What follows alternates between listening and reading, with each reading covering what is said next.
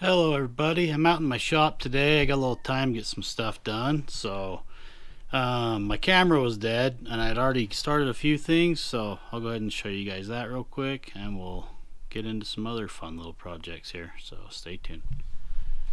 So I got this. I got a manual temp sensor for this, so I plumbed it in here because that's the only port that's big enough for the piece that bolts into it, the fitting. I've got it all tucked away around here into the cab. I'll show you guys what we've got in there if it's not too dark.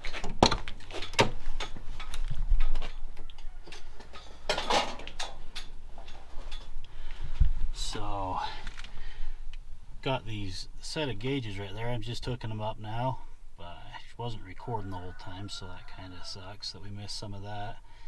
But I found a rubber plug in the firewall where I went through with my sensor, and also I'm going to go through there with my oil pressure line when I run it here in a minute.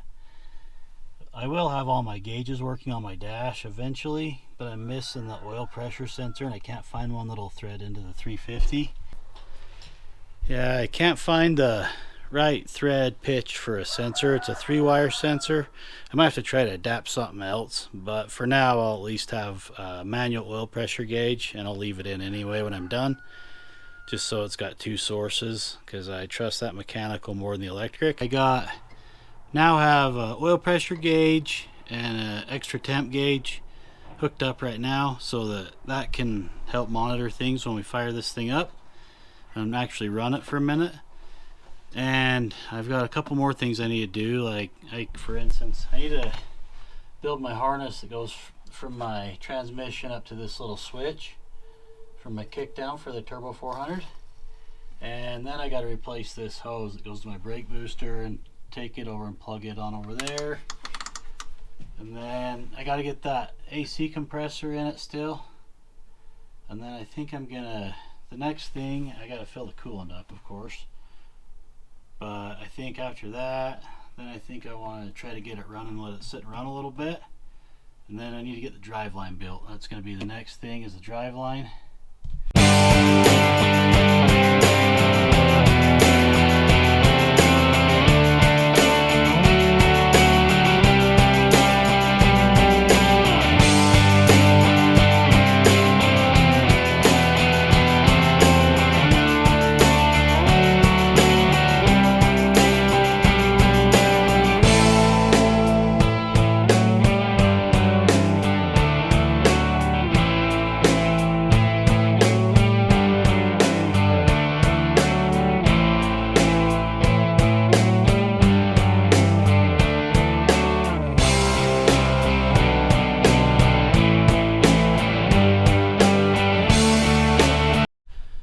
Alright, so I just barely finished up a bunch of my wiring that I've been working on. I'm going to go ahead and show you guys what I got done real quick. So, if you guys remember a couple videos ago, I did a switch and I bent the bracket for it for my kickdown for my Turbo 400. I'll show you how that's going to work now. Alright, so I made a little harness here. This is all harnessed up now.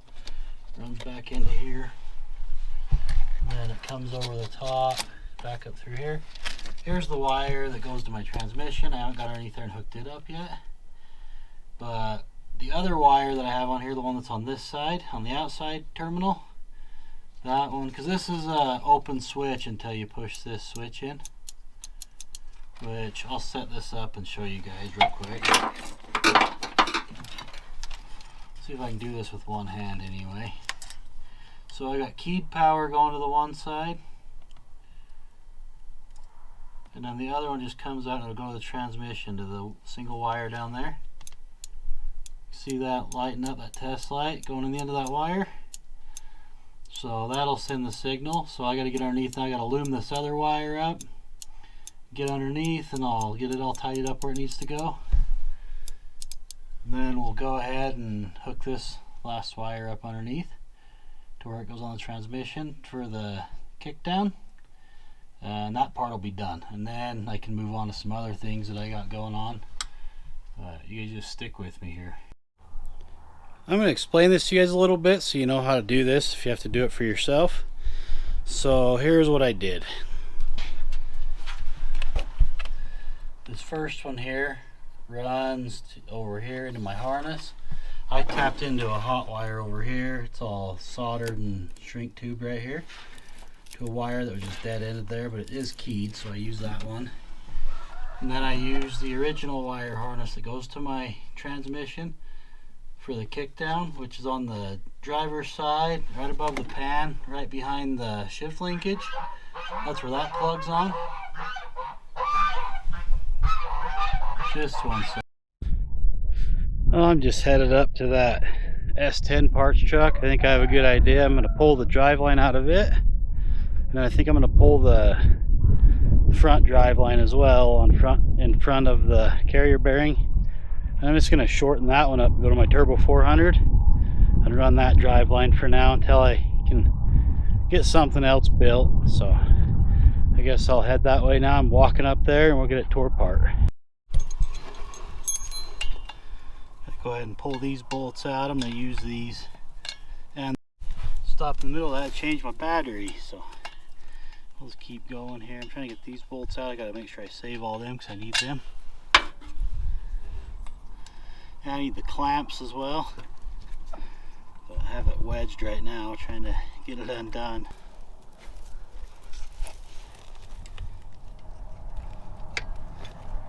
I didn't even think about using this drive line, but I'm going to pull it out and look at it and see if it's going to be possible.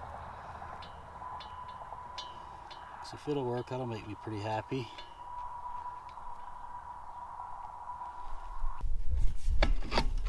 Where my other cap go, did it already fall off on me? Yeah, there it is.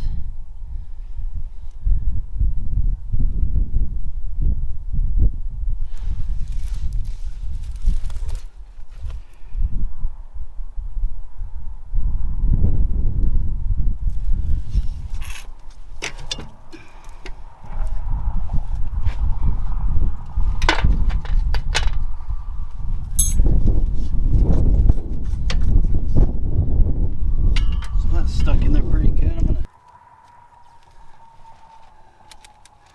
do this so I can keep the U-joints intact. I probably will change them out, but probably ain't gonna be for a day or two. I want to be able to get this stuff in and measure it up and possibly put my drive line together just so I can try running it up the road once.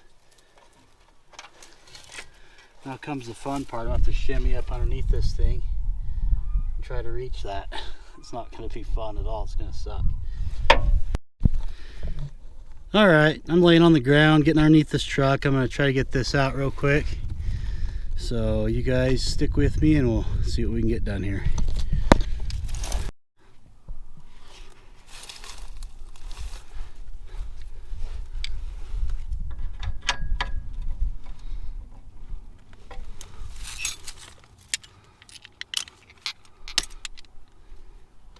The internet's full of crap. It's an 18mm. They're all sending me on a wild goose chase for ratchets and crap.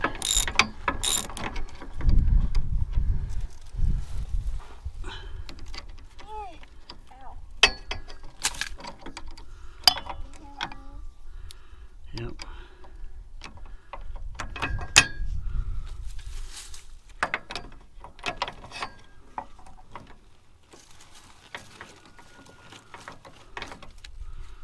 This will make quicker work of this anyway.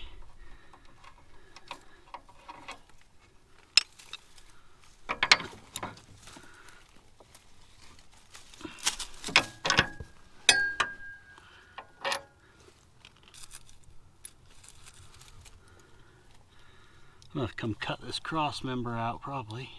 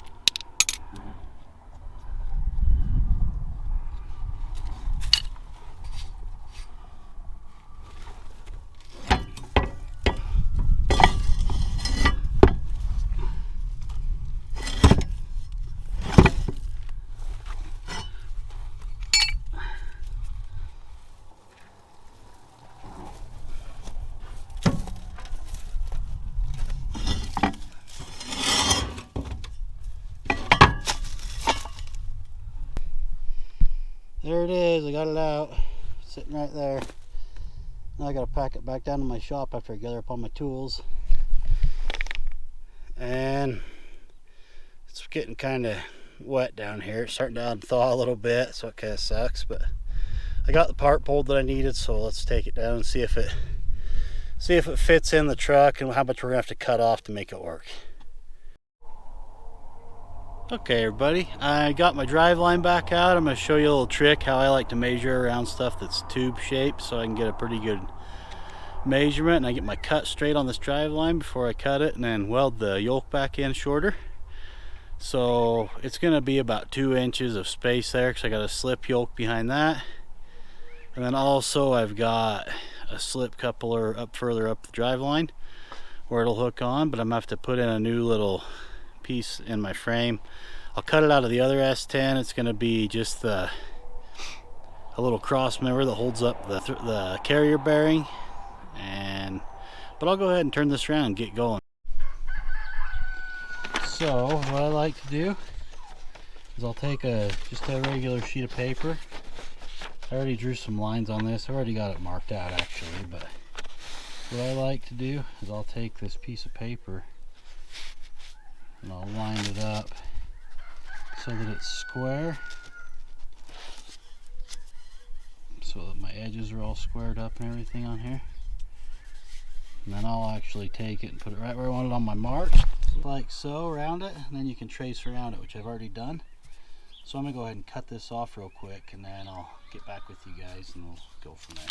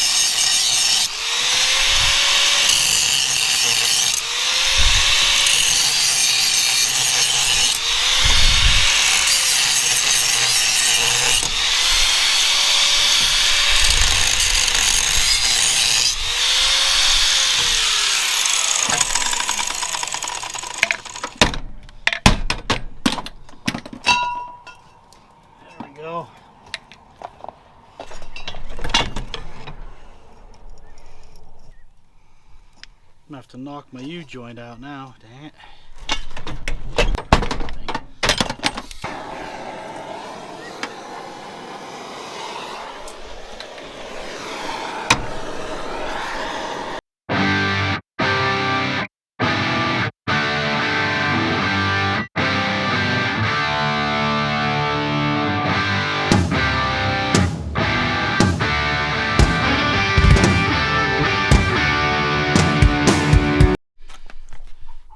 drive line. It's pretty short, just a little stubby one, so I'm not too worried about being overcritical on it being balanced.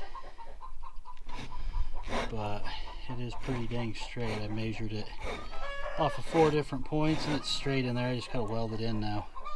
So I'll get my welder out and get after it.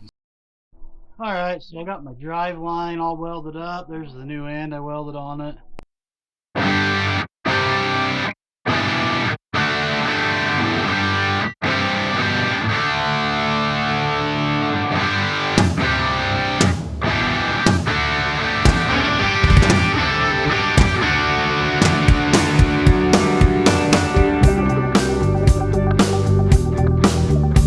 I just got back from town from Napa. I went over and got my last part I needed for my drive line. I didn't think they'd have it in stock, but they just happened to have it on the shelf, so I'm going to show you guys that. I got it all put together with my new drive line and my Turbo 400 yoke and everything. I got it all together. I'm going to show you guys, and then that's going to wrap it up for this week because I got to do my cross member still and I ran out of time. But next week we'll continue on with that. I hope you guys are all having a good weekend, and please don't forget to like and subscribe. If you got any questions, feel free to ask. I'm more than happy to answer. So you guys have a good one. So here's what I ended up with. So I welded this yoke on. This made a little short drive line. My carrier bearing, I gotta put it on the cross member. And then I got everything else out here you guys can see. So that's done, and it ended up, and this is a Turbo 400 yoke to an S10 rear yoke. So I got 2 rear yokes, and they're the same anyhow. And this one ended up with internal snap rings, and then, on the inside, and this one ended up with external on the outside. So it should work out good. And the part number for that was U7447 to make that work. So don't know if that helps any of you, but that's what I ended up with. So you guys all have a good weekend, and I'll catch you next week.